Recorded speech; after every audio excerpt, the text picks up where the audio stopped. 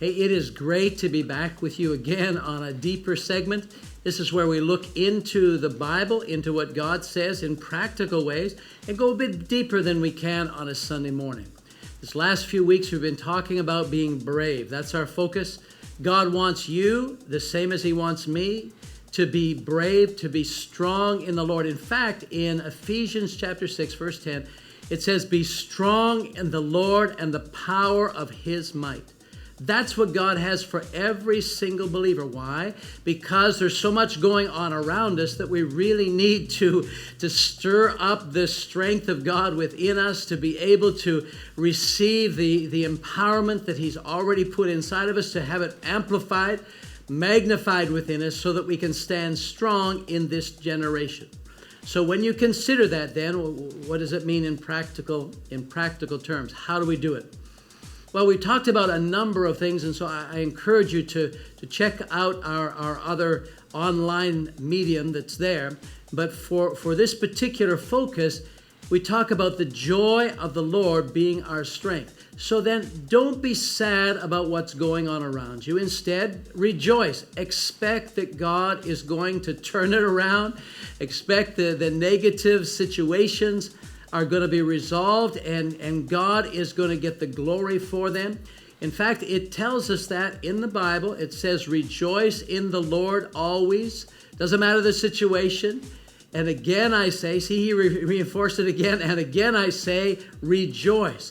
So today I want to leave you on this deeper segment that our life of rejoicing, of focusing on whatsoever things are good, are putting our energies into stirring up the joy of the Lord inside of us, even in awkward situations, will help us to be brave, to live strong, to overcome the situations, to not back down when obstacles come. And this works even in relationships, even in family relationships.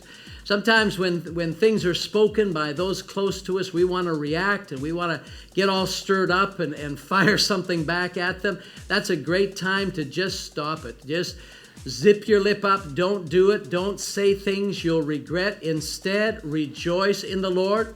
Thank the Lord for that spouse of yours. Thank the Lord for your children, that they have the energy that they have if they're teenagers. Thank God that they're growing up and wanting to take responsibility themselves and wanting to make their own decisions. And there will be another time where you can bring correction. There'll be another time where you can bring that adjustment to help them to be able to rejoice as well. But for us to be brave, to continue strong, we cannot get distracted and pulled down by the situations around them.